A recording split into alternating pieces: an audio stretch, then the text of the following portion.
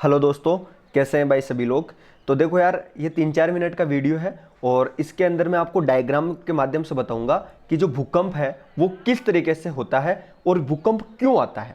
साथ के साथ में जब आप अखबार पढ़ते हैं, कहीं भूकंप आता है तो दूसरे दिन न्यूज में हमें सुनने को मिलता है वहाँ भूकंप आया, वहाँ भूकंप आया। ठीक है, तो उसमें 2-3 शब्द हमें देखने को मिलते हैं। एक जैसे अधिकेंद्र हो गया, एक उसका उद्गम केंद्र हो गया। तो ये अधिकेंद्र क्या होता है, उद्गम केंद्र क्या होता है, इनके बारे में बताऊंगा और ये किस तरीके से होता है भूकंप वो आपको मैं बताऊंगा। ठीक है, तो आप 2-4 मिनट थोड़ा सा शांति से बैठ जाएंगे, आप इसको देख लेंगे तो थोड़ा सा आपको फायदा मिलेगा। ठीक है ना, देखो ध्यान से समझो।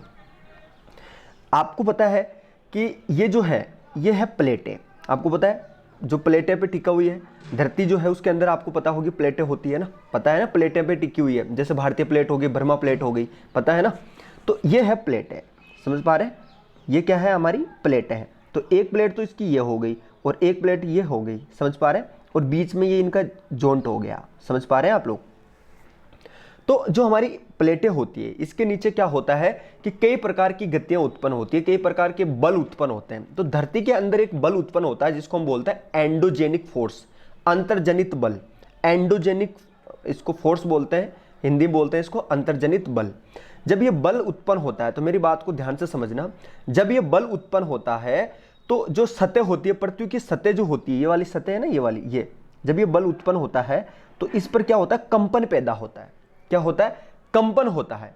और ये जो कंपन होता है ये चारों ओर ऐसे मूवमेंट करता है, इस तरह से, इस तरह से। ये जो कंपन होता है ना, ये इस तरह से धीरे धीरे धीरे तरंग के रूप में आगे बढ़ता जाता है, ऐसे ऐसे, समझ पा रहे हैं, इस तरह से। ये यहां इसकी स्पीड होती है, ध्यान से समझना। एक चीज मैं बताता हूं, यहां जो होती है इसकी स्पीड बहुत ज्यादा तेज होती है, इस पर, समझ पा रहे हैं मेरी बात। इस पर इसकी बहुत ज्यादा, जैसे जैसे दूर जाता है इसकी स्पीड क्या हो जाती है, कम हो जाती है। तो ये कंपन उत्पन्न होता है, समझे मेरी बात को। दूसरी चीज, एक चीज और बताता हूं आपको मैं, ठीक है। अब एक चीज हमें देखने को मिलता है कि जहां से वो कंपन उत्पन्न हुआ, जहां पे जो कंपन उत्पन्न हुआ स्टार्टिंग में, मेरी बात को ध्यान से समझना, उसको हम बोलते हैं कि इसका उद्गम केंद्र। ठीक है, समझ पा रहे भाई, समझे कि नहीं। जहां से जो उद्गम हुआ, देखो ये नीचे भी दे रखा होगा, वे स्थान जहां भूकंप उत्पन्न होता है भूकंप ऊर्जा का उद्गम केंद्र कहलाता है। समझ पा रहे हैं ना।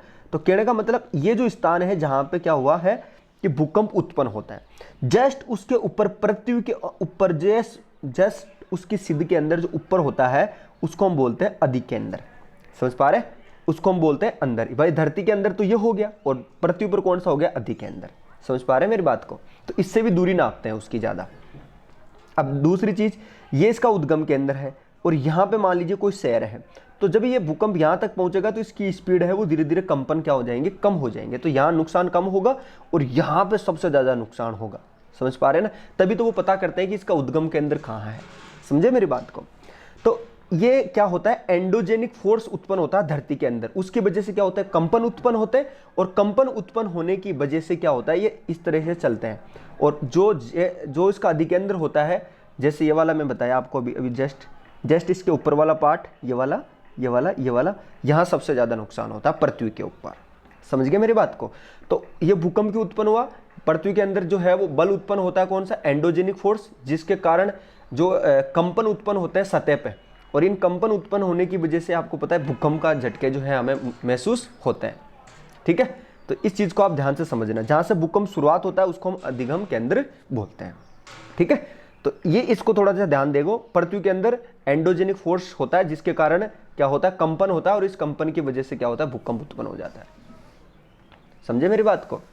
तो इन कंपनों को हम बोलते हैं भूकंप। आप शॉर्ट शब्दों में मान लो, आप समझे मेरी बात को। तो ये छोटा सा वीडियो है। दूसरी चीज आपको मैं बताऊंगी, जो भूकंप की जो तरंगे होती है हम उनको 3 भागों में बांटते हैं। उसका छोड़ो, उसका हमें कोई मतलब नहीं है, लेकिन मैं आपको, मेरा मकसद यही था कि केवल आपको ये थोड़ा सा मैं बताना चाहूँगा। ठीक है, तो ये है भाई, और डायग्राम के माध्यम से आप इसको इस तरह से समझ सकते हैं। ठीक है भाई, अगर अच्छा लगा तो यार लाइक करना, अगर नहीं समझ में आया तो कमेंट करना, मैं और बता दूंगा। ठीक है, धन्यवाद।